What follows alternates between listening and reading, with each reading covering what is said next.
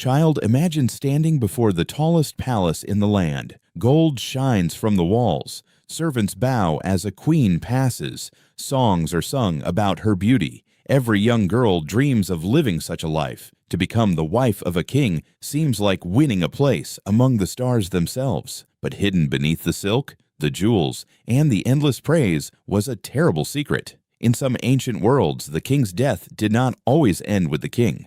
Sometimes his wives, servants, and companions were expected to follow him into the darkness beyond. And so, the greatest honor in the kingdom could become the most frightening fate of all. Long before towering cities filled the world, kings were not simply seen as powerful men. Many people believed they stood somewhere between humanity and the gods. Their words shaped laws. Their victories brought wealth. Their failures could bring famine, war, or disaster. To ordinary people, a king often seemed larger than life itself, and because of this, becoming his wife appeared to be the greatest fortune a woman could ever receive. Imagine a young girl growing up in a village of mud walls and dusty roads. Most people worked from sunrise until darkness. Food could be scarce. Life was uncertain. Yet beyond the horizon stood the royal palace, a place wrapped in stories and wonder. There were grand feasts, colorful clothing, musicians, perfumes, and treasures gathered from distant lands.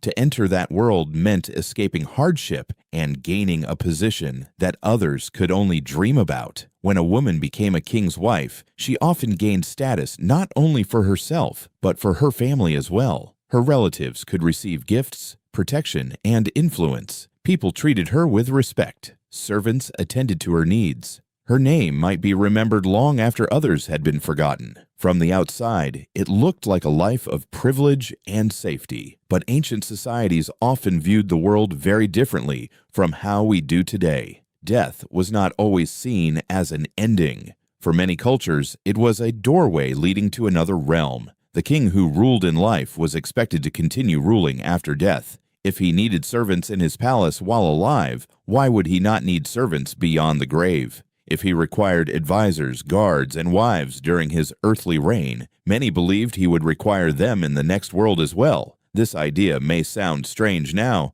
but to people living thousands of years ago, it could feel completely reasonable. The world around them seemed filled with spirits, gods, and unseen forces. Life and death were connected threads rather than separate realities. The journey after death was often imagined as long, difficult, and uncertain. A powerful ruler, they believed, should not have to travel it alone. And so, hidden behind the glory of royal life was a quiet expectation, one that many people rarely questioned, one that lingered in the shadows of every royal court. For some queens and attendants, the king's greatest honor carried a price that would only be demanded when his final day arrived. The most frightening part of these traditions was not always the moment of death itself. It was the knowledge that the day might come at any time. A king could fall ill without warning. He could die in battle. He could be taken by age, disease, or accident. And when that happened, the lives of those closest to him could suddenly change forever. No one can truly know what every woman thought in those moments. The voices of ordinary people rarely survived in the historical record. Kings left monuments, priests left inscriptions, rulers left grand tombs. But the private fears of a queen were seldom written down. Still, we are all human. Across thousands of years, human hearts have not changed as much as we sometimes imagine. Some women may have accepted their fate because they had been taught since childhood that it was honorable. Others may have believed sincerely that they would continue serving the king in another world. Faith can be a powerful thing. When an entire society shares the same belief, questioning it becomes difficult. What seems horrifying to one generation may seem natural to another, yet acceptance and fear are not enemies. A person can believe in something and still be afraid.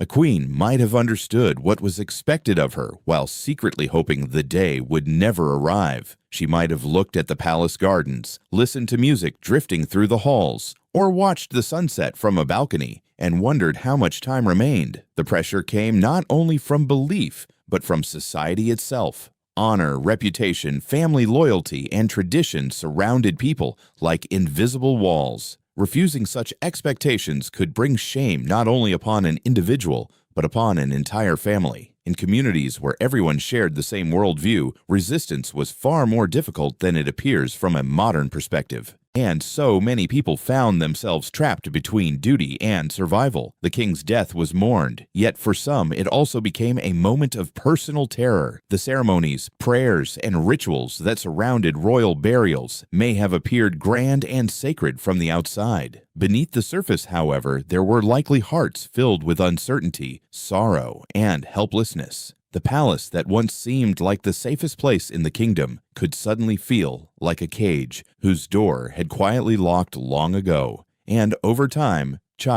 as societies changed and old beliefs began to weaken, more people started asking a dangerous question. What if the dead did not need the living to follow them at all?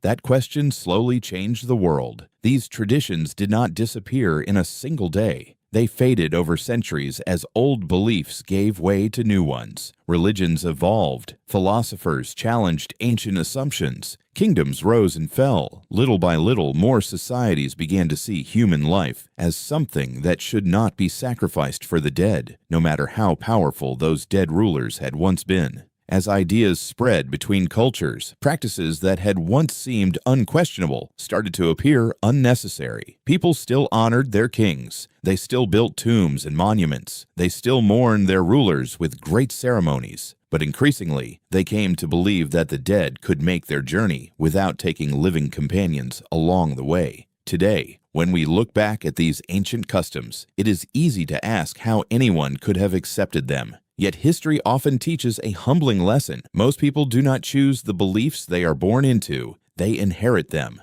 What feels obvious to one age can feel unimaginable to another. The queens, servants, and attendants who lived under these traditions were not strange creatures from a different world. They laughed, hoped, feared, and dreamed much as we do. That is perhaps the saddest part of the story. Many of those who followed rulers into death may have done so not because they wanted to, but because their entire world had taught them that there was no other path. The palace promised honor, security, and greatness. For some, it delivered all those things, but hidden beneath the promise was a fate that could transform privilege into tragedy. And so, the next time you hear stories about crowns, palaces, and royal glory, remember that history often hides its darkest truths behind its brightest gold. For in certain ancient kingdoms, becoming a king's wife was not merely a path to power, it could also be a quiet promise made to the grave itself.